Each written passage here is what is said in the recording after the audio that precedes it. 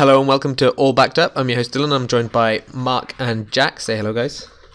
Hello. Hello. And today we're going to be talking, I guess, you know the drill by now. We're going to be talking about the games from our backlog that we've played over the past week, and I guess we can throw in some experience from weeks before if we've not had the opportunity to tell it yet. I think we've all actually done pretty well on playing our games this week, right? I mean, I know, Jack, you were saying you've I don't know if you finished yet, but you nearly finished Dishonored at least, right? I have finished Dishonored. Nice. I finished it this morning, yeah. I was talking to Mark a few moments ago about it, and yeah, it really does pick up towards the end. I guess we'll get onto it in a bit, but yeah, I mean, the last couple of missions of that game are really, really fucking cool, man. Yeah, there's a reason Mark and I love it so much. It's a cool game. And Mark, you were playing Resident Evil 2, right? I finished Tomb Raider. Oh yeah, of course. Finished Resident Evil 2. Well, I finished the A story of Resident Evil 2. I'll get into what that means, I suppose, in a bit. I've also played 6 or so hours of Dying Light. Man, you're fucking charging through. Yeah, the 2015 Techland zombie parkour game. You're basically making the rest of us look like scrubs. There's been a lot of overtime going on in this house, so I've had to make up for it by just hanging around watching video games. Watching video games, playing video games. Also watching bad TV. You can do both at the same time. I have actually found that the best way to enjoy Dying Light is to ignore 80% of the story altogether and watch Netflix while running around crafting cricket bats that electrocute people and beating up zombies. That sounds like the right way to do things. We'll get into it, but there is definitely some simultaneous Netflix watching with Dying Light because a lot of the story is bad. Yeah, much like a Borderlands-esque experience. Fuck the story, but the gameplay's fun. Yeah, totally. Borderlands needs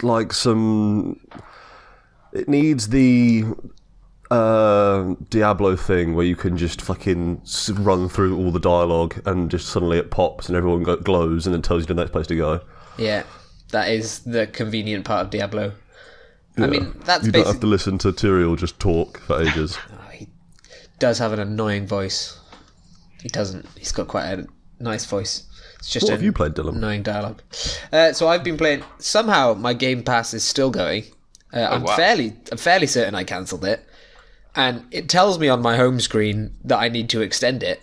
But it's been over a month since I got it, so who knows what's happening? You're playing a legal Game Pass, I guess.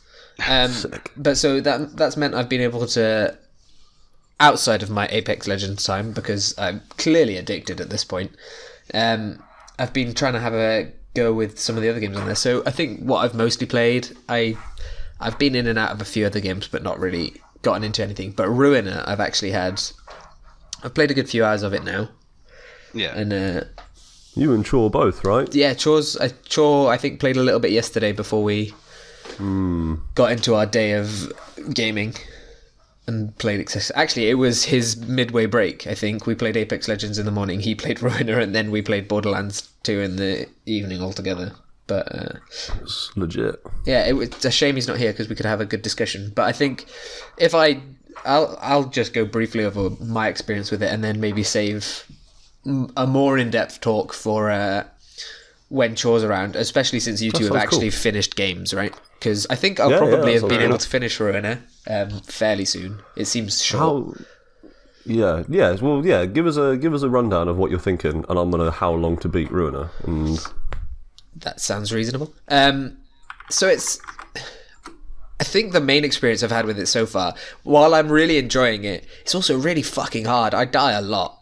Oh, really? Like, a lot. Or at least I'm on the brink of death a lot. I've died a fair amount, but there's... other than that, the other main takeaway I've had from it is that it's too sunny at the moment to play. It's a very dark game, and I cannot see it half the time, which has somewhat limited my available playtime for it. But I have found that with Resident Evil 2, actually. It's I annoying, was isn't playing it? some this morning and actually shut the blinds so that I could see better. My curtains aren't good enough, so even with them fully shut in the middle of the day, I have a bad experience, basically. It's these edgy atmospheric games, man. Yeah, also, because I play on a projector, which is probably stupid, and already makes reading small text, like, almost impossible. When it is then difficult to see anything on the screen, I literally can't tell what's going on, which has made skill trees and story points very hard to understand. I've had to I bet, man. somewhat decipher text, but I mostly know what's going on. The story is actually not too bad to figure out, but the skill, some of the stuff I've just not bothered getting the skill for that because I legitimately can't read what it says. Like, there's something electric about it, but that's the extent of my knowledge at this point. It's the electric skill. It makes you electric. Actually, the best one in the game. You're missing a trick sleeping on it, mate. I'll learn that eventually, I guess. But it's real slick, and it's this really. There's lots of elements to it that feel like slick and really fun to play, and it's. I keep coming back to when I'm thinking of it. It's like sort of the adult version of Bastion. Or almost the adult version of Transistor. It's got more related to that, I guess. Because you've got, like, it's dark and grungy, which is sort of the go-to adult version, right? But it's also, like, way more guns and way more murder of actual people. Rather than, like, gas sprites. Or whatever they were called. But it's certainly, like, it's one of these games that really feels fun to play, really feels like you're actually in control, and you guys know I love that. Who cares about story when I know when I can... It feels like I could master it and be, like, good in it, if you know what I mean. Like, it feels like, were I not so shit, I could really feel powerful. There's like a definite sort of skill ramp to quite a high skill ceiling. Like, there is potential to start doing really wild shit in it. Yeah, so I think the sort of basics of the mechanics are, it's kind of like a twin stick shooter, so one aims, one moves you around, you strafe a lot. You've got a dash, well, you've got a few dashes, but there's the dash mechanic. And almost like, so this is the bit that makes me think it's more transistory than Bastion-y, is it's got this, you can chain your dashes, so if you hold down left bumper or something, you can then pick, it really slows you down, but you can still run around and you can still get shot, but you can pick where you're going to dash. Yeah. And then it'll just go through those while you can do everything else. But it means that once you've done that, you can start attacking mid-dash sequence and stuff like that. So there's sort of that tactical element to it, and it really feels like if you were playing it, if you got used to those mechanics, you could go into a room, perfect your dashes, and just kill everybody. You feel like properly powerful at points. And I just know that it's going to get better, you know. Cool. Well, it's according to How Long to Beat, the main story is 5.5 hours. The main story plus some extras is 8 hours, and the 100% completionist run is 11 hours. Oh, okay. How Long to Beat tends to be pretty accurate, I've found. Usually within a couple of hours, depending on how long the game is. We'll usually get, if it's less than 15 hours, usually How Long to Beat has it to like plus or minus an hour, I found. Yeah. I'd say I've done about 2 hours at this point. Alright. And I know that I'm going to be playing more, because the first time I played it, I liked it, but I was a bit like, it was good. I'll see. But then these last few times, I've properly felt like, I want to go back to that. I want to keep playing that, which is good. I'm happy about that. I'm honestly amazed you've found anything that's able to tear you away from Apex Legends. Oh god, I know, right? It's ridiculous. I think the worst part though about Apex Legends is that it's a really good game to play together. So I'm kind of glad we've got Borderlands now, because A, we can all do that together, so there can be 4 of us. B, it's just, I feel like maybe a bit less stressful than Apex Legends. I proper feel like heart attacky at some points playing Apex. So it's good to whittle down my playtime of that. Yep. I can appreciate that. I mean, that's probably one of the reasons why I don't, or I say I rage at it. I just sort of need to take some time away from it, as you know. It really gets you on edge, Did you ever doesn't it? take a tea break from Ape Plague, Jack? Huh? Did you have to take a bit of a tolerance break from Apex Legends? Has it got too much? Not really. I just, my dad made me a coffee and called me downstairs, and I was like, yeah, you know what, I can go for a coffee now. And I guess maybe a little bit of just like, too much Apex is maybe like not good for my internal organs at times. It definitely feels like that at some points. Like I've had experiences where I've seen people off in the distance and then physically noticed that my heartbeat is definitely a lot stronger and I'm getting a little bit clammy. And there's definitely bad things happening when I play that game. But So Apex Legends is really cool. I was thinking about this actually. Speaking of playing Apex Legends and seeing people off in the distance, the thing I actually prefer, I think, a lot of the moment-to-moment combat in Apex Legends because I think like the use of the upgrades, or the use of the abilities, and the fact it's like purely squad management. When we played it together, and you get in a good usage of squad abilities together, and you get that proper synergy. It feels really, really fucking good, and it's super cool.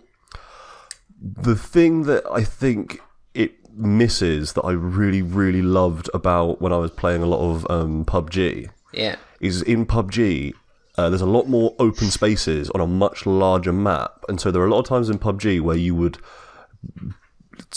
be like moving up on a village or something, and in the really, really far distance, the thing in Apex Legends is usually if you see someone in the distance, you'll probably end up getting in a fight with those people. yeah.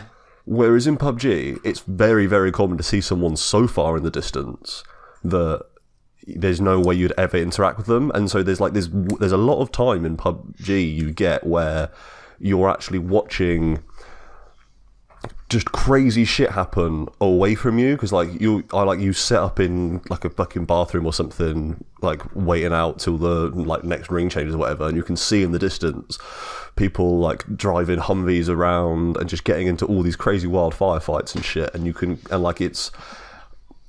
I think there's a scale to it that I kind of miss in Apex Legends, which is a shame because I think Apex Legends is probably actually a more enjoyable game to play in a lot of ways. But the extra scale in PUBG just adds like an extra flavour to it, especially then.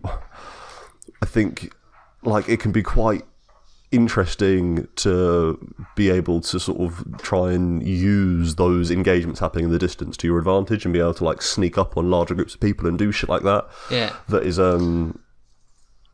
is lacking in Apex Legends, because I think it's the sight lines in Apex Legends are shorter. There's a lot of height. There's a lot of cliff faces, and you're moving through smaller areas, and you're always coming to choke points, and it means that if you see someone, you fight that person, usually. The times I've played it anyway. So we've actually, I think the last few times we've played, I think taken more advantage of that, watching people rather than going straight in and seeing what happens, and sort of for sure. third partying it a little bit. Like I know that Jack, when you were playing with me and Shaw, we definitely did that a lot more. And then Shaw and I played with my brother yesterday, and we definitely took a lot more advantage of sort of scope things out a little bit more, especially since we realised apparently Gibraltar's meant to be a long range character, so we took that advantage as well. And I think you get like a completely different experience when you do it watching things. So I know what you mean. There's not necessarily as much opportunity for that in King's Canyon. Yeah. It's I don't know. It's a cool thing. I like Apex Legends. Apex Legends is rad. Yeah. It definitely needs. I definitely need something else, though. I think it's damaging. Well, I think that's probably a good transition, actually. Speaking of games that are damaging and you need something else, Resident Evil 2. Man, it's bad for my heart, man. Like, legitimately, it had a physiological effect on me after playing it for like 6 hours yesterday. That seems like too long to play Resident Evil. It was intense. So, Resident Evil 2, the remake, is phenomenally good game. Top to bottom, super, super impressive, kind of through and through. Looks great, plays great, feels great. The ways they've adapted the original game and brought it into the 21st century, and the ways they've changed up a little bit about how you interact with the police station, and sort of mechanically iterated on that original Resident Evil style of moving through this space and getting new keys to make it a little bit more, or even more like an almost Metroidvania style thing, where you're moving through rooms to get upgrades, to move through more rooms, to return to old rooms, to move to new rooms. Like it's, and the way the map plays into that, and how the map conveys such a density of information to you about if you've got everything in a room or if you still need to find more things and that kind of thing. Like it's very much like it's very Super Metroid, but in a way that's almost feels explicit, especially with the map design. But there are some bits in that game that are fucked up. There's this about halfway through, you encounter Mr. X. Yeah. He's a big lad. He's like a 7 foot tall, fucking 4 foot wide bloke in a big leather trench coat who you can't hurt, and he will fuck you up, and he is just chasing you down. Oh man, he does look fucking huge. Yeah, the videos I've seen of this remake, he's just a scary guy. And the thing that I didn't expect is like, so I'd heard about a lot of this stuff with him, and I was like, that sounds scary. He's constantly following you, but it's not just like you first meet him, and you're like, shit, run away. Yeah. And I ran away, and that was fine. I got the bits I needed to do, but you're in the same building as him, and he will keep following you, and you just hear him walking around. Like, you can be on the other side of the police station, and you're just constantly hearing like, and then like a door being smashed open or something. Like he's just constantly chasing you, and like he's only in it for probably like an hour or something, but for that hour where he's on your case, it is so fucking intense, because you just can't, after spending maybe 5 hours, 4 hours really taking your time, being very, very careful, trying to conserve ammo and be methodical and check every room. Yeah. Suddenly, you are just being pursued, and you can't stop for nothing, because if he finds you, he's just gonna fuck you up.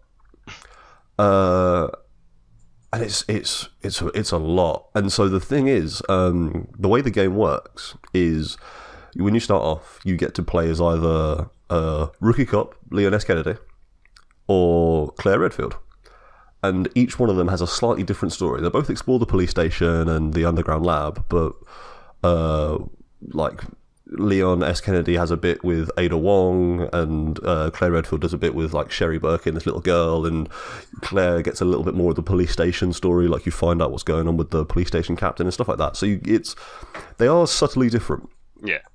And you can just play the game as either one of them, but if you complete the game as one of them, you unlock second run as the other character. So like, I completed it as Leon, so now I can do the main story, open brackets, second run, close brackets, as Claire Redfield. And so you play through effectively the same game, but as Claire, with all of the Claire specific content. But the game's a bit harder, and this is the bit that made me then decide not to do it. Mr. X is following you the entire time. Oh god, this is awful. Fuck. Yeah. Because I googled it, I was like, what's different about the second run? And it was like, game's a bit harder. They've changed up the solutions to some of the puzzles. Yeah. And you are being chased by Mr. X constantly. That just sounds like a bad time. Yeah, it's like, fuck that. Because the thing is, if you beat the second run, then you get the real ending, which is like another boss fight, and you unlock the third playable character. Or fourth playable character? You unlock another playable character, basically. Is it Mr. X? Do you just get to chase people around police stations? God, I fucking wish. That'd be so good. No, I believe it is Umbrella Mercenary Hunk. That's right, Hunk. What a name. But I don't think I have the stones to play through the whole game with Mr. X chasing me. Because like the hour that he was chasing me was just unbearable. This is definitely something we need to set up OBS for and record you playing. That is But, like, hashtag good it's content. not good though, because it's just me whimpering and saying fuck shit. over and over again. We need to get someone who's excessive and loud to play it. Then it'll be hashtag good content. That is the way of the YouTuber. Yeah. But yeah, it's a really, really cool game. But I don't think, as much as I would love to, you know, play the second story, get the extra characters, unlock the true ending, I don't think I've got the guts. I just don't think I can do it. I'm too much of a wimp. Because it's really scary. He's a big dude. Nah, I mean that's completely understandable. I mean, I guess I suppose you could always go back and like just play a normal. Could you not just do like a normal playthrough again with the other character anyway? Yeah, I could, and I could find out at least I could get her bits of story about like the Chief Irons, the chief of the police station, that kind of stuff. But I wouldn't get the true ending. I guess you have to complete the second story to get the true ending. So I don't know. Maybe I will do it one day. But I was going to start it up afterwards. And it's like, you know what? Actually, fuck that. I can't be dealing with that. It's just too stressful. It's definitely something I wouldn't. I think even on the first playthrough, having seen what I've seen about Mr. X, I think I'd just give up, to be honest. He's definitely too much for me. He's a lot. Like, he is a lot. It's a good game though. It's really fucking cool. And like, it looks great. That RE engine that Capcom have made just looks phenomenal. Yeah. It's one of the best looking games I've played in yonks. So is it just a so like it's an overhaul of the original, right? But yeah, is there much changed other than the sort of like the feel of it and the look of it, or is it basically one to one? I have not ever played the original. However, I have watched a complete Let's Play of it. Yeah. A while ago, and it obviously like it's a huge overhaul from perspective and graphics. Obviously, 'cause it's gone from like a fixed perspective tank controls thing to this like third person shooter, whatever. I think from my memory and from my understanding, they've changed up a bit more of how you interact with the police station as like a space. Yeah. Like it's not. The original was a little bit more. You do a puzzle to get a key that will unlock a door, and then those key will unlock a few more doors to get you some more puzzles, and then you get another key that unlocks more doors, and it's a little bit more of just like a straight key to door expansion of the play space style thing. Yeah. With a few exceptions, I think this adds in a greater sense of using the police station as a space, like a greater sense of, and it's basically the same concept, but it's not just get the key, open the door. It's like you get bolt cutters, and then that opens up some doors that have been chained, but then you get like a signal analyzer, and then that unlocks some other doors to get into some other places. And so that's what you're meaning by the Super Metroid bit, is that it's yeah, like it is I think very high level. It is still that core of Resident Evil, but it's far more elaborate in a way that, like, it's not, the puzzles are now not just you have to press these 6 buttons in the right order style puzzles that they were in the original, and half of them are in this. The actual station itself is more of like a puzzle box now, which is, I think, quite cool. Yeah, it's quite cool. Sick. And like, yeah, it's cool, and they've added in like a lot more upgrading stuff as well, so you can get upgrades for your different weapons and a few different extra zombie types. And does this cool. this topple Resident Evil 4 on the Wii as best Resident Evil game? It's up there. So the thing is,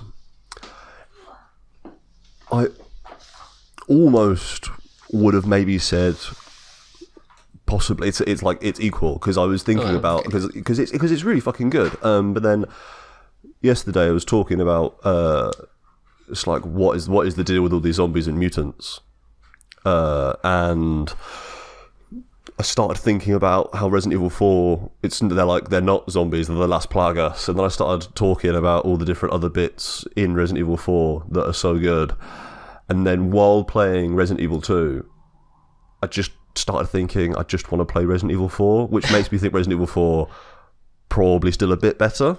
Yeah. Fair enough. That But, like, could be nostalgia, though. I don't know, man. Resident Evil 4 is fucking phenomenally good.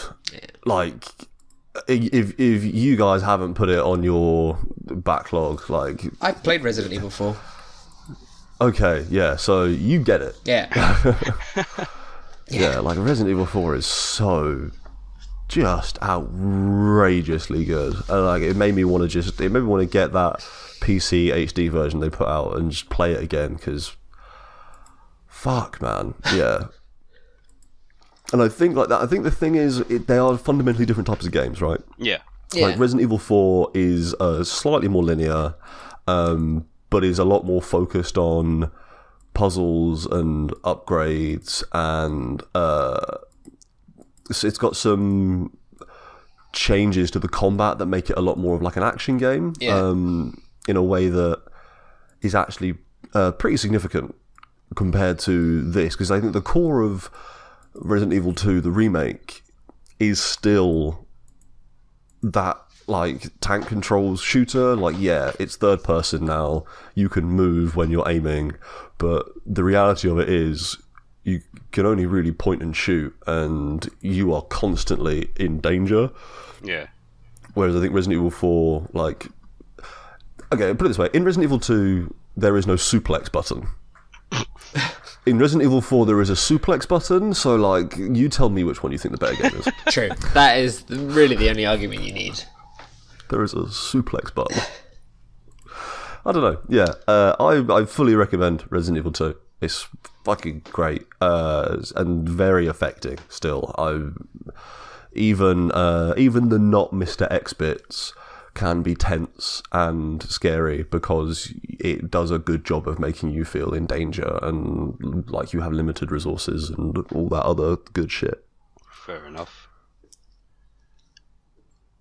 It's fucking cool. It's good. I could talk about another zombie game if you want. I was about to say, speaking of zombies, it seems like the best segue for your secondary zombie experience of the week, month. I'm big in the zombies at the moment, man. I'm on a big zombie kick, It's which all is about zombies. causing stress around the house, because somebody is not a fan of zombies, and they're just snarling and growling that's just constantly emanating from my computer. It's a bit distressing. Yeah. Dying Light, Techland's 2015 open world zombie parkour game. What a genre. It's inspired. I think it's a inspired. very apt description. Yeah. Also cool, but in a significantly more different way. It feels it's cool in a way more open, make your own experience, find your own enjoyment kind of way. Whereas Resident Evil 2 felt very much like I was given a perfectly crafted experience. Yeah. Dying Light is a lot more just like they have found a way to make a lot of their mechanics and world really engaging. Yeah. And then just kind of put you in it, and you could just kind of work it out. So it's primarily melee focused, the combat, or at least it has been so far. I know there are guns you can get later on, but like I played for 6-7 hours I think, and I haven't found a gun yet. Oh wow. Okay. It's all been like hammers and baseball bats and pipe wrenches and shit. Yeah. But yeah, like you have a kick you can do, and you hit people with lumps of metal and wood, and you have to try and survive. But it's all the free running stuff, I think, and the free running stuff is like super fluid, quite I'm completely blanking on the word, but it's it's quite easy to get to grips with. It automates a lot of the more complicated stuff. So it is just like you have your sprint and you have your jump, and then you'll grab onto whatever you're looking at if you jump at it and like touch that edge, and you keep holding the jump button, and then you just kind of make your way around this city. But like it's because it's set in like a quarantined city in the Mediterranean. I think it's meant like a fictional city in Turkey or something. I feel like it is, but I'm not sure. It's a fictional Mediterranean city that's been quarantined because of a zombie outbreak. Yeah, and there's like you are a member of the GRE, I think, which is, I think it's a fictional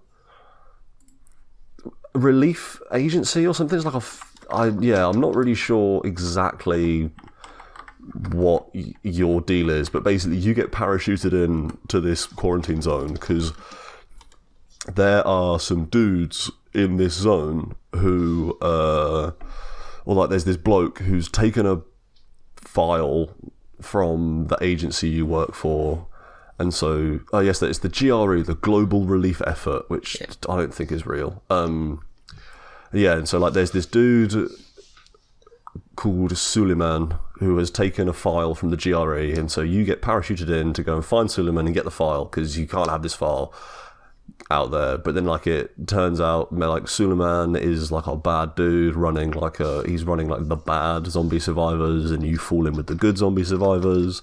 But then the GRE like encouraging you to do a bunch of really bad shit to make friends with Suleiman to try and get the file off him. And so there's all this like moral grey stuff, and it's doing a lot of like are you really on the good side, and you're trying to get resources to survive, and all this other stuff. Like it's quite a rote bit of spy fiction and zombie fiction combined into one. Like it's not necessarily doing anything particularly unique or interesting, honestly, with its plot.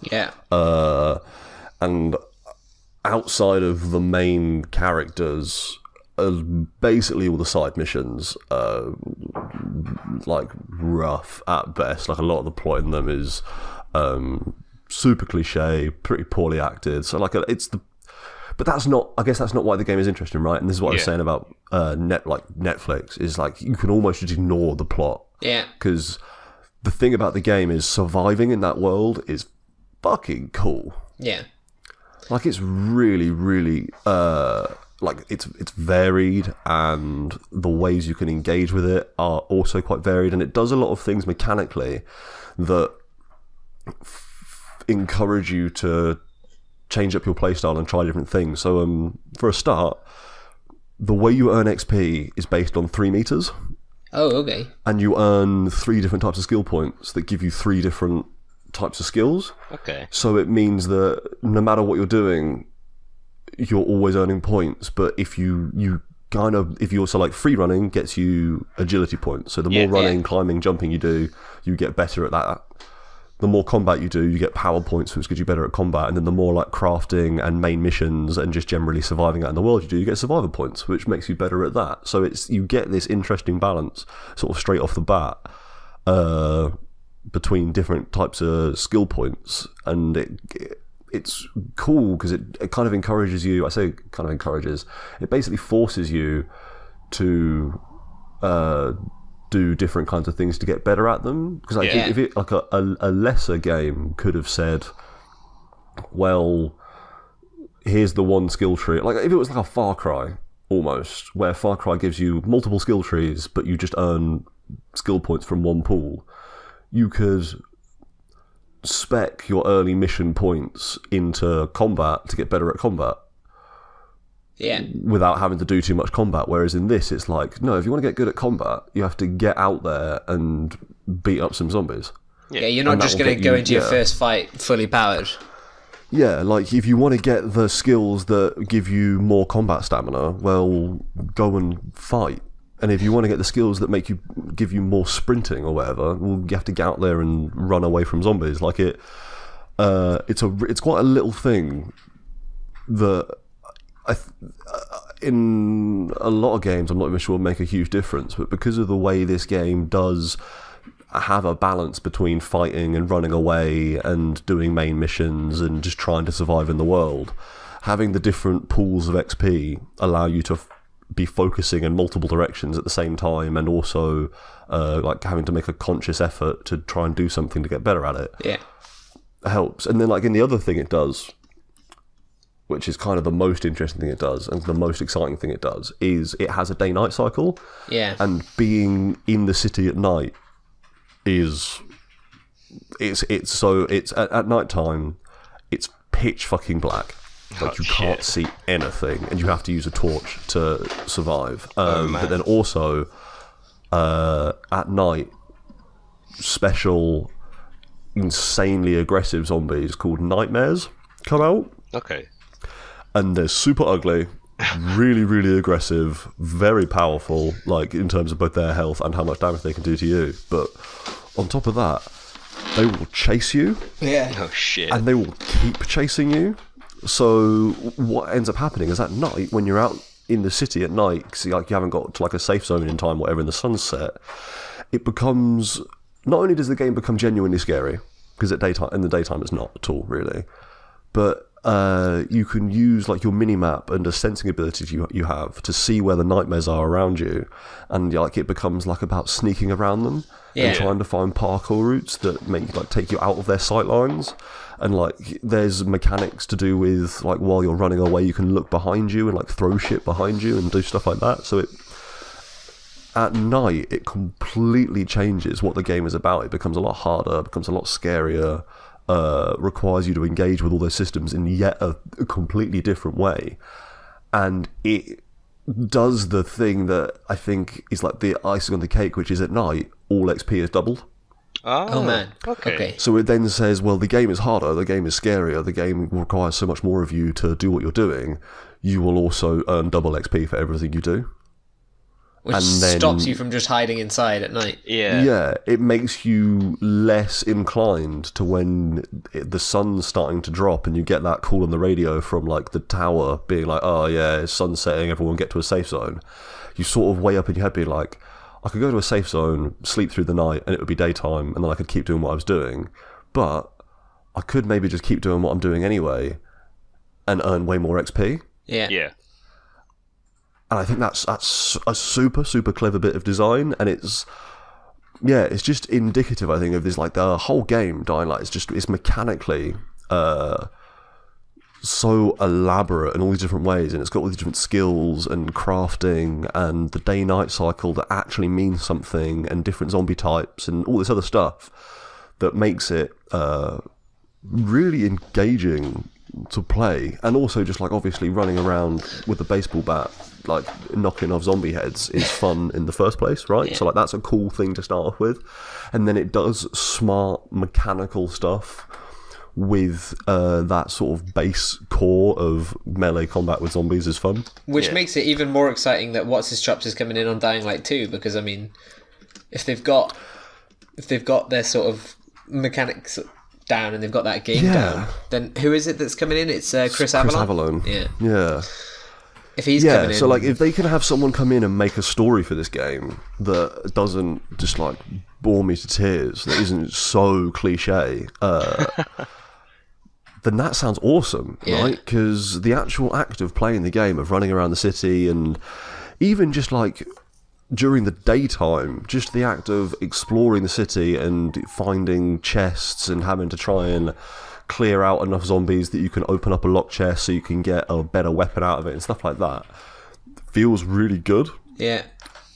So it's a weird game. I can see why maybe it didn't get as much traction as I personally think it should have, because it's the story is not that good, and it takes a while to get you up to like to ramp you into running around in that world. Yeah.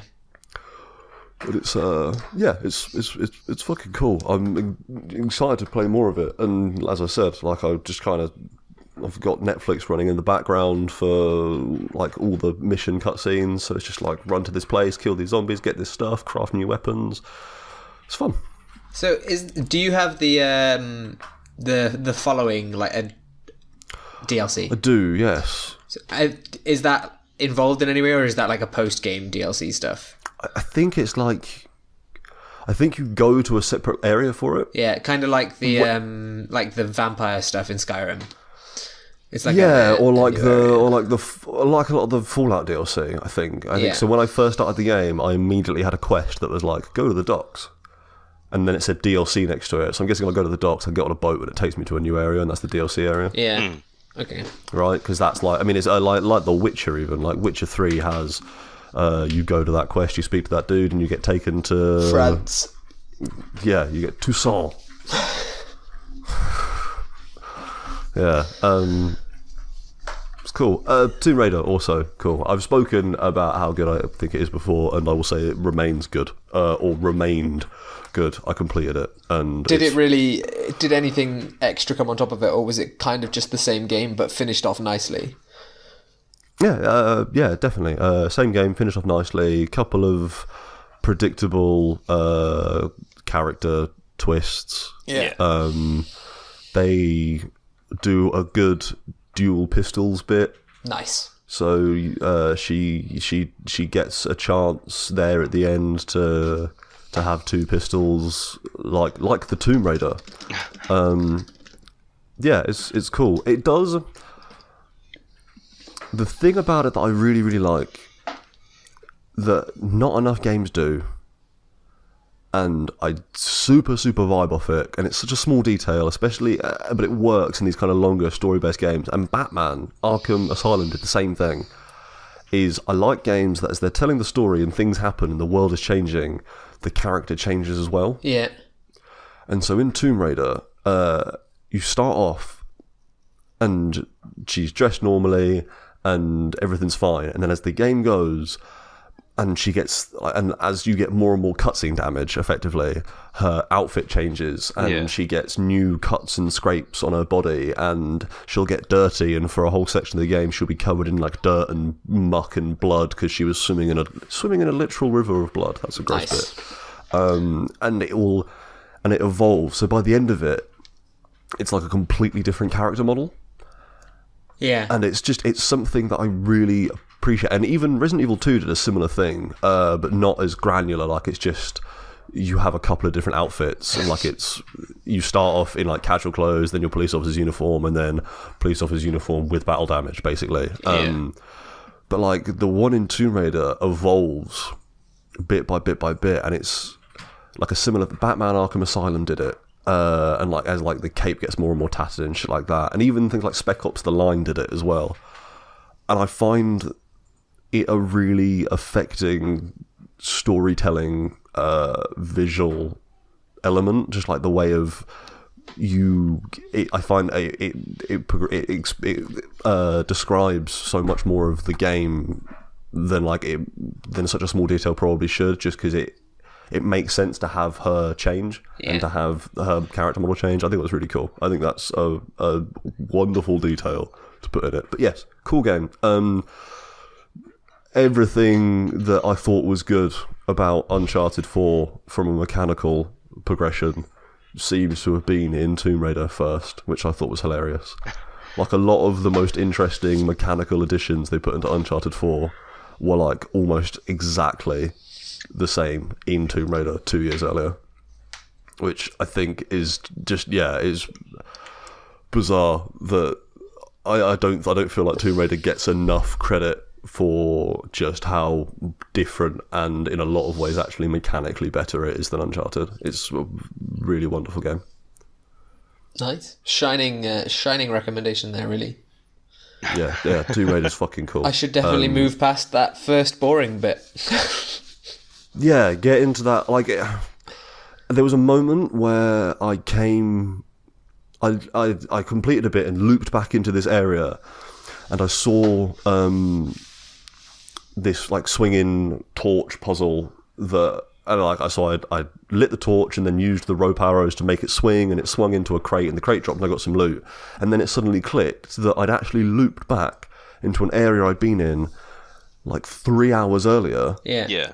Where I'd actually spent like 15 minutes because I didn't have the rope arrows, so I couldn't make the torch swing, and I'd spent like 15 minutes trying to work out how to get the flaming torch to swing into the crate, and I just couldn't work it out. So I moved on with the game, And then as the game progressed, it brought me right back into that area after getting the rope arrows next to that puzzle, and I just solved it like that, and then realised that I'd done it. And it was just, I think it was an incredible moment of just like, it felt like I'd unlocked the secret. I'd been like, oh, there, this is it, this is the key. It was, yeah, it's very, very cool game. It's super, super underrated. Definitely need to get into that. I was Sorry, going to say... I just spoke for like 20 minutes about all that. Mate, you had lots of games to talk about. It's important. Yeah, dude. I was going to say that there's almost that third link. I obviously not got into the main story of it, but you know that like weird film adaptation of that game? The Lara Croft, yes. like 2013, whenever it was, 20... Oh, the Alicia Vikander one. Yeah, like the 2016 Yeah. adaptation. That in it, instead of doing, I think... I can't remember what the video game does, but I think the film does zombies instead of whatever the game does. So I was almost going to be like, oh, you've got a third zombie game, but no, you don't, right? I think...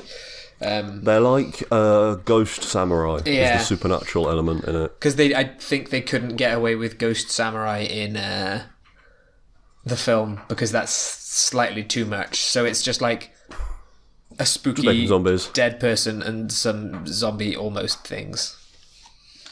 Yeah, like the threat is like a disease rather than something supernatural. Because yeah. In the game, it is definitely supernatural. But yeah, I'm trying to think of how we segue into this last one, but there's nothing. There's a plague. I was just going to say, Yeah. in Tomb Raider, you choke people, and you also can do some choking in Dishonored. Nice, No? I'll accept it. That's good enough for me. How was you've finally finished it, right? I mean, I say finally, you've gone through it quite quick, but you can finally just express how good that game is. Yeah, You're in the Sonic Club. mate. Like, so obviously, like it started out as a game that I picked up in a sale ages ago that I thought I could run on my PC or on my laptop at the time, and it just didn't run that well. So I just left it for ages, and finally got around to coming back to it after hearing a lot of good recommendations from you guys and just reading lots of good stuff about it on the internet, and obviously having there being the second one coming out. To bring out a sequel, the first one has to be pretty decent in itself. So, just hearing everything about it, I finally sat down and played it. And as you know, I've been playing it over the last, God knows how long, a month and a bit, I'd say. Yeah, a month maybe. and a bit, not too long, right? Yeah. I mean, considering like the first couple of missions were fairly difficult for me to like actually get a grips with. Yeah. And it was a bit of a struggle to actually get into it, but I guess like once I got past sort of the halfway stage, it's certainly the last couple, I think the last 2-3 missions of that game really do pick up quite a bit. So I think like I guess Chor isn't in this isn't recording with us today, so I guess I can sort of talk about it a bit more openly. I know that Chor has only really played some missions here and there but hasn't finished it, but I know you guys have. He but still may listen, though. Don't outright spoil it. Yeah, I mean, so just when I left it last time, when you have to go and deal with the Lord Regent, and then when you get back at the end of that mission, which was when I went in, when I was typing on our Facebook chat saying, "What the fuck is going on?" Yeah, like that bit, and I was just like, "Oh my god." And the way that all plays out, and then when you get dumped off in the like the flooded area, and you have to then kill the guy who killed the Empress at the start of the game. That bit is, I guess, where it sort of really starts to pick up, where you actually start to fight enemies that can do the same shit that you can. Like when they're teleporting around, and like they're a lot more, I guess, alert to you being there than perhaps some of the other enemies are.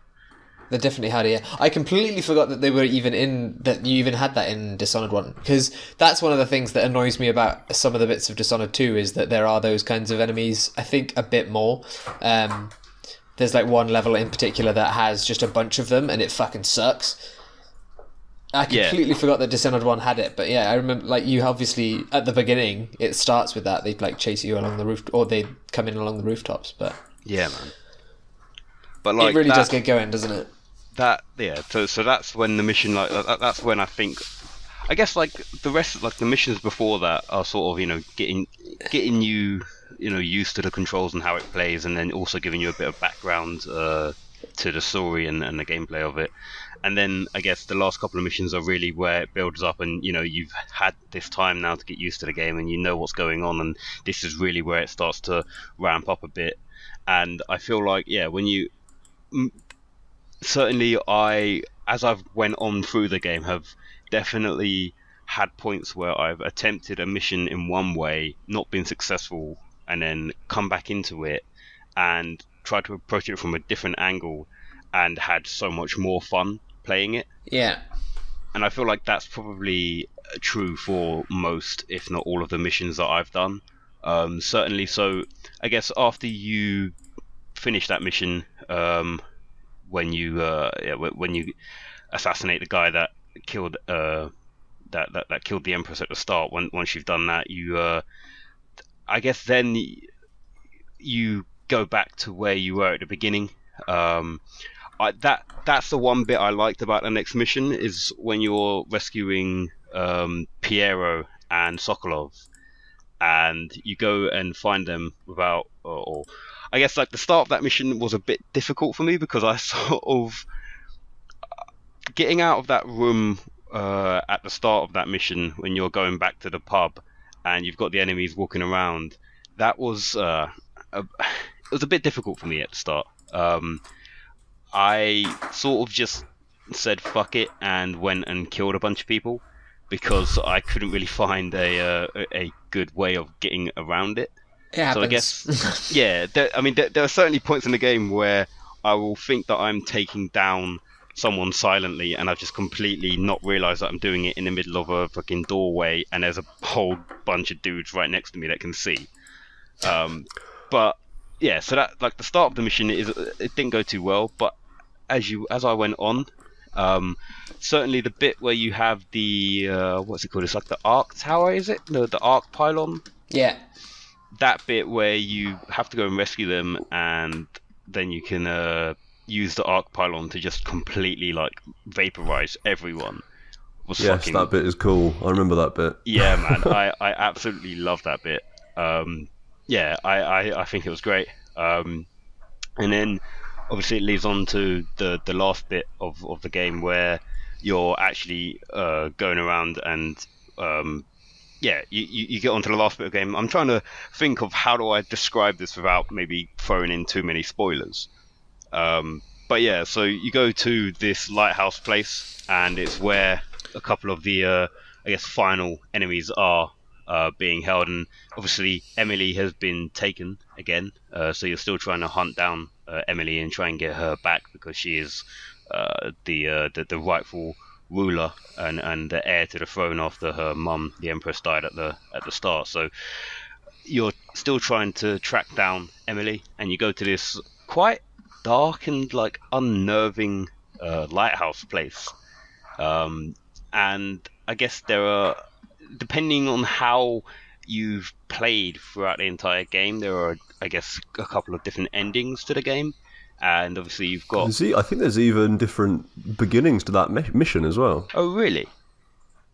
If you've gone high chaos, high evil, or whatever, old fucking Johnny Boat dickhead. Yeah. I call him that because he betrayed me. Will betray you, and he'll be like, I believe in your cause, but I don't believe in the way you're doing it, so I'm not going to make it easy for you. And he like shoots a flare up in the air and then pisses off. So you start that mission with a bunch of dudes who are about to come and try and get you because they want to fuck you up.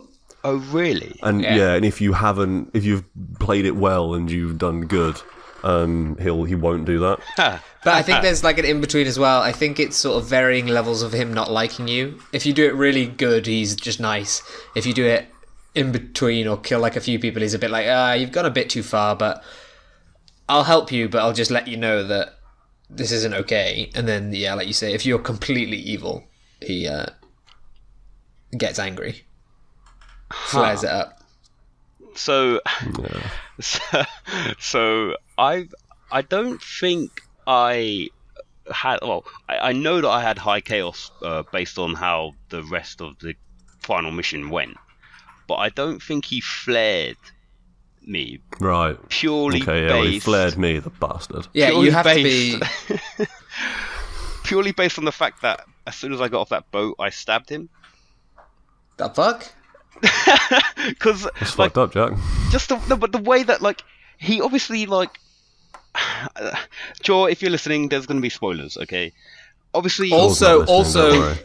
other listeners, not just Chor, yeah, other people yeah, who that's haven't true. played. I Especially mean- because Chor's not listening. if you There's haven't no way. played Dishonored, then there are going to be spoilers here. But I guess maybe stop the recording, go and play it, and come back and listen to it. But yeah, so the way that I know that obviously he betrays you, and he's not sort of betraying you as badly as some other guys do. But it's just his whole attitude after that. I was just like, you know what, you're such a fucking dickhead. And he drops you off at the lighthouse place, and I was just like, nah, I'm not having any more of your shit. And I just swiped. I didn't know That that says I a would lot about actually you, kill him. Jack. I did not know that that would actually kill him. A man Okay. disagreed with you about killing people, so your response was, "Fuck you, man! I'm gonna kill you." That seems very vindictive to me. I mean, at Maybe least, you at should least have he didn't flare me. Got Yes. the bad ending. Like, it sounds like you deserved it. Maybe Oh, that pushed you over the 100%. edge to get the bad ending. Because you just killed a killed- man for disagreeing with you, Jack.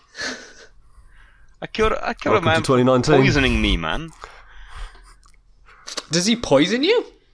Well, he sort of semi-poisons you, doesn't he? Was there an even worse ending than Flares? Where he poisons you? Where he's No, I "Fuck- mean like fuck you. before How- that. How evil were you? That's not him. That's someone else.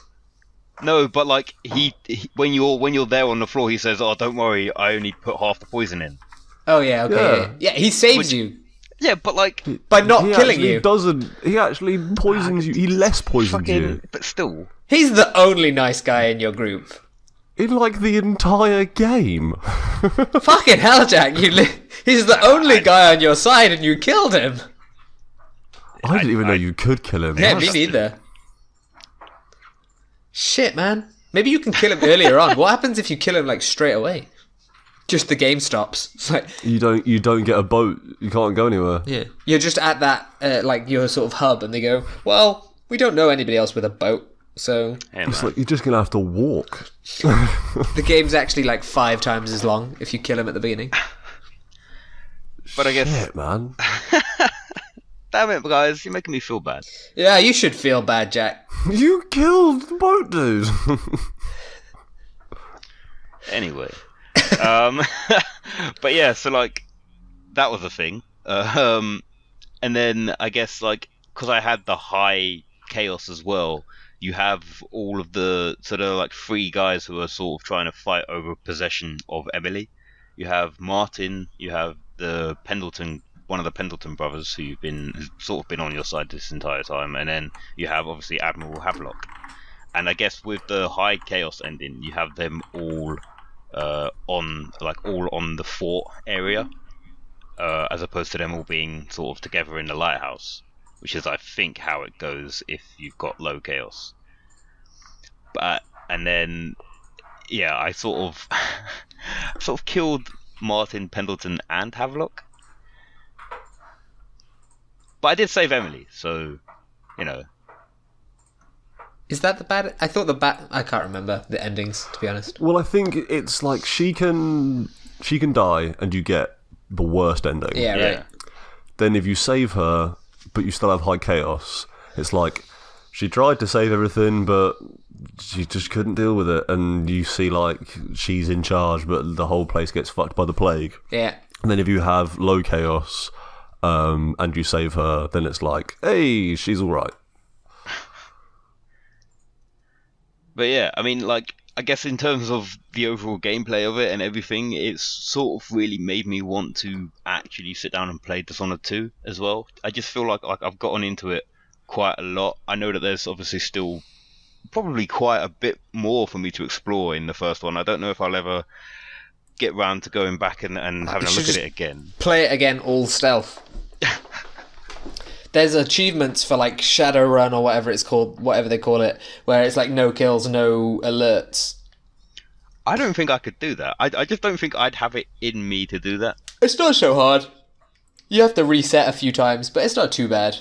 You just stay high, because the enemies have no necks in this game. It's true. It's very true. Yeah. Literally, just like stand on a bookshelf and you're protected. That's the annoying part about Dishonored 2. They've all discovered upwards. Oh no! You can't. The most dangerous direction of all. But yeah, like I say, like I very much. I mean, the last couple of missions, although I killed a lot of people, I've still found it like a very enjoyable game. I feel like in my I found it very. I guess I would not perhaps have killed a lot more people if like I found it fairly difficult once I was spotted and in a situation with a bunch of guys running at me. I found it fairly difficult to like just disappear. Yeah. Because I feel like they like, although as you say they don't really look up a lot and you can get away with just walking over the top of a lot of them. There are times when like they will still chase you. If they can get to you, they will still chase you. And I feel like there's a lot of times where I just perhaps wasn't thinking as hard as I should have been, and instead of just I think also when it's high chaos, surface, when it's high chaos, they are more alert. They pursue you more, I think, because they know that some shit's going down. So like the less sneaky you are, the harder it gets to be sneaky later on, I think. Yeah, okay. I mean, like, I guess like one of the earlier or one of the mission, or I guess the mission that I played not today but a few days ago, which was when you have to actually when you have to go and kill the Lord Regent. I think that was probably one. I think it might have been the only mission where I actually did the non-lethal version of it. I think that's probably why my chaos was so bad. You're a brutal person. But when I did the non-lethal takedown of it, which is broadcasting some stuff and sort of trying to overthrow him by broadcasting some of his private recordings across the radio, I actually felt really like proud of myself for actually not killing him. And then you went and undid it all by killing Boatman. I'm shocked, Jack. I'm still sorry, shaken man. by this. God damn. I can't believe you killed Boatman. I am when you said that, I was legitimately just like, what kind of man have you become, Jack? Dishonored has changed you. You are truly the dishonourable one. Hey man. I mean, maybe you're right, but you know. But yeah, I mean, all of my bad shit aside, I actually like had a lot of fun playing it, and I feel like as I said, like I actually really want to sit down and play through the second one. And I know that obviously you can play either as Corvo or Emily in the second one, but yeah, I actually really fucking enjoyed playing it. I feel like I've sort of done. I feel like I had sort of not like something like looming over me, but I just sort of had that feeling that I had done myself an injustice of having it for so long and never actually sitting down and playing it. Yeah. And now that I've actually done it, it actually feels really satisfying to have said that I've actually played through it and had fun at the same time playing it. Because normally with a lot of these stealth games, I tend to, I guess case in point with Dishonored, I'll get spotted and then panic and then just kill everyone. Which I guess, there are times when certainly when there are a whole bunch more enemies walking around, I did try to stay as stealthy as possible, and I did actually have a lot of fun playing through it with stealth. Like when you have to, I don't know, I can't quite remember what the mission was, but there's this part where you have to basically get past, I think it's just before you sabotage the arc pylon thing, and you have to sort of try and get past a whole bunch of enemies on those stilt things. And I couldn't figure out a way of getting past them for the longest amount of time, and then I see that there's like this train that's just dumping dead bodies on the floor, and you can get up high enough and go above it and then just drop down on it, and it would just take you across the railings. And I just thought, you know what, I'm just going to skip all of you guys and just go to my objective. Yeah. And there are points in the game like that where it actually like I say, it requires you to think a little bit more outside the box, and it's actually like sometimes a lot better to just avoid any kind of combat if you can. There are definitely points where it's just easier to avoid the combat, for sure. Mm. But I guess if you're a lot better at the combat, maybe not, because I was never good enough to do the big fights. I always just... might be because, like you discovered yesterday, I used to play lots of games with my trackpad. And You disgust me. I eventually stopped. I plugged in my Xbox controller for the end of Dishonored, but I think at the beginning or when I couldn't be bothered to get my controller, I did a lot of Dishonored with a trackpad. That's fucking mental. But like, I guess, yeah, because that combat style does have there's like a parry system and all sorts, isn't there?